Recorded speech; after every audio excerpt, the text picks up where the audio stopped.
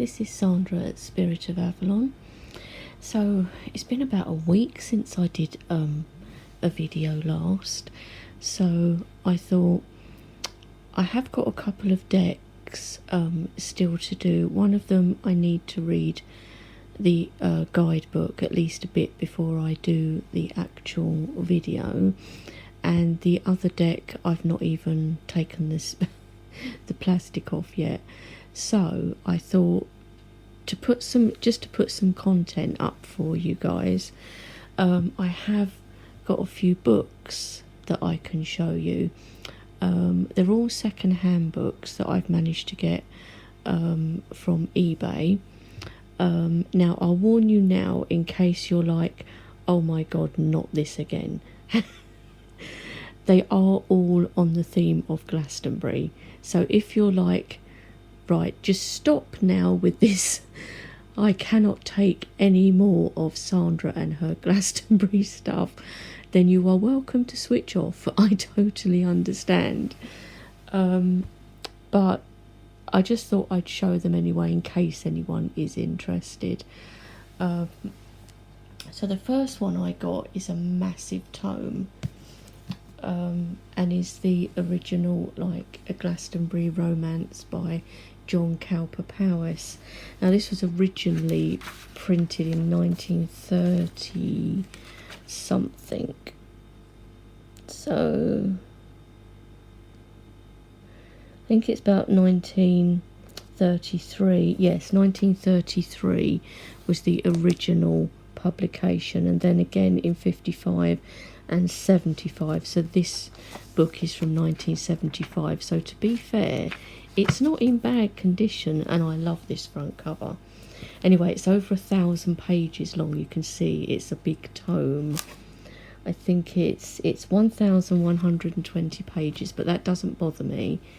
I just was intrigued to read it. Some people hate this book, other people don't, or they find it interesting, but there was a famous sort of line or quote that Dion Fortune, who lived in Glastonbury, she lived at the foot of the Tor in Chalice Orchard in a little house.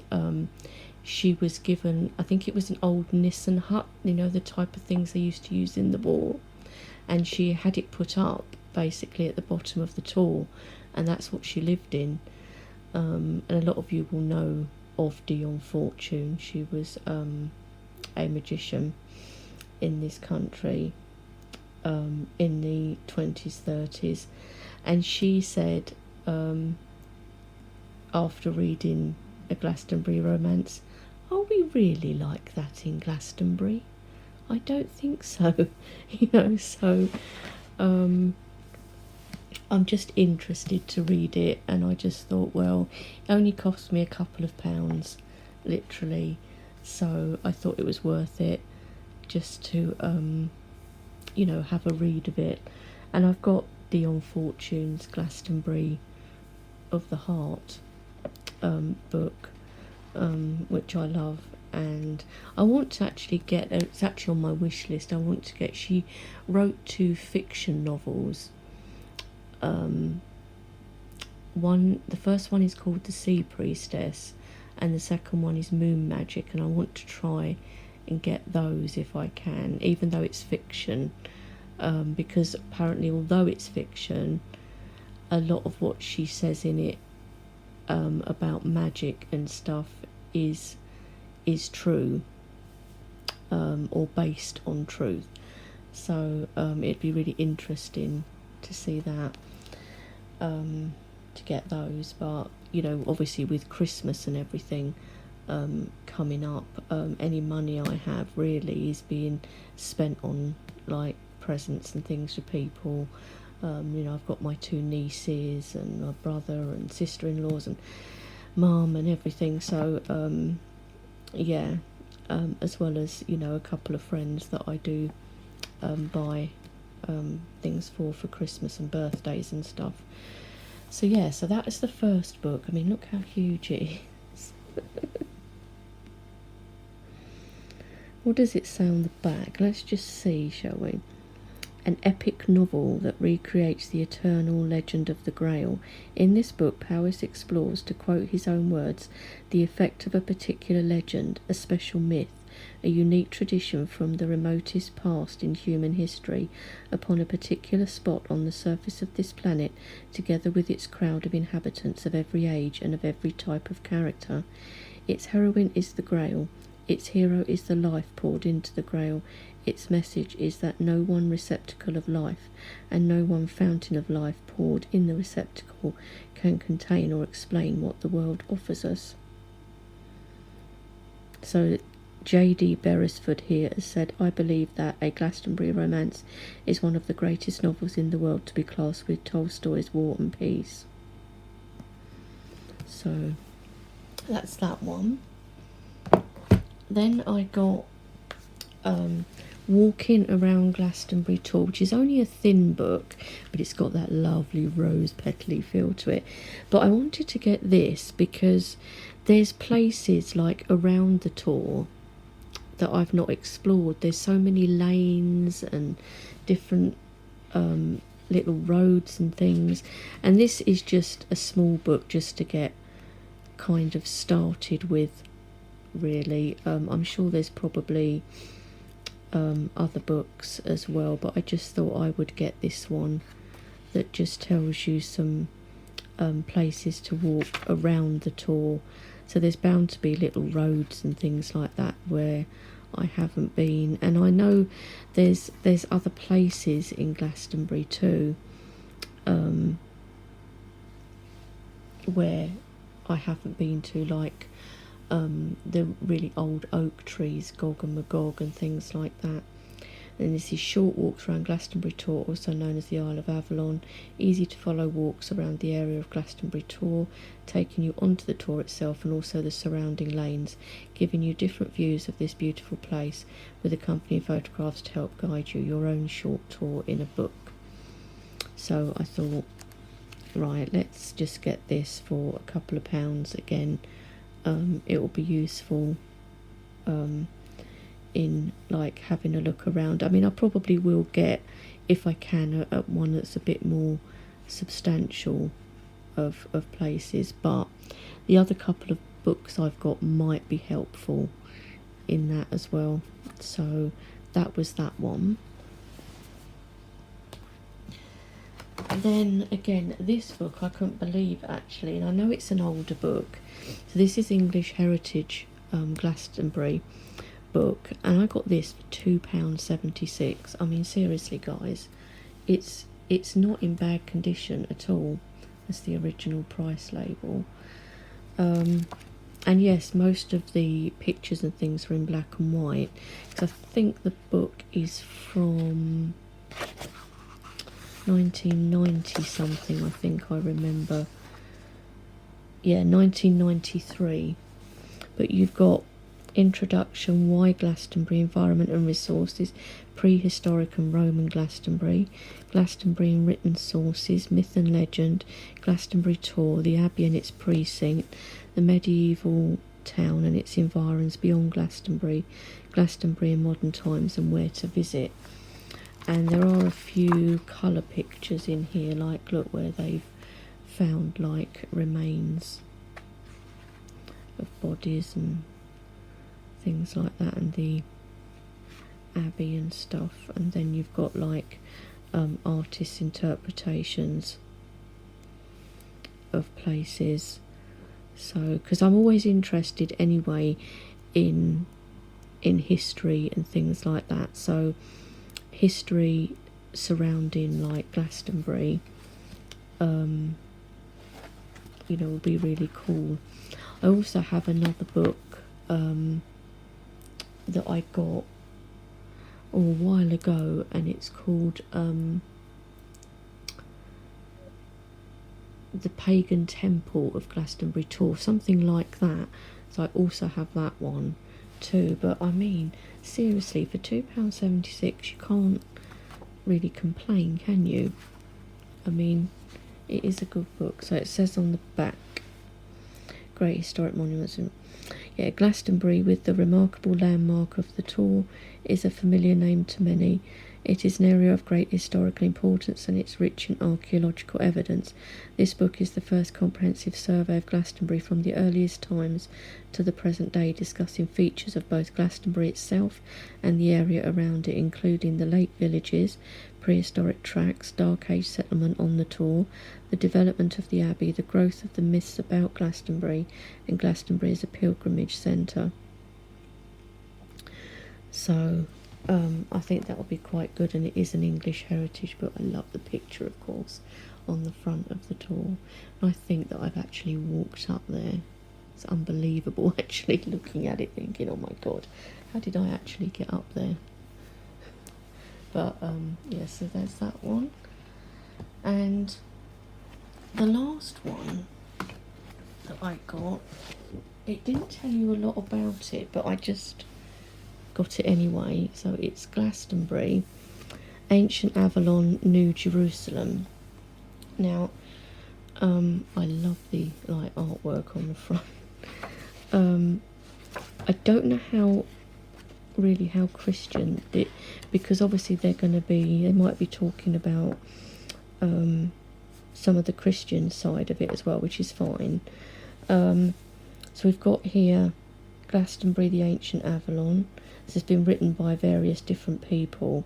The Glastonbury Giants or Zodiac and Arthurian Reflections. That will be cool because I'm quite interested in the Glastonbury Zodiac.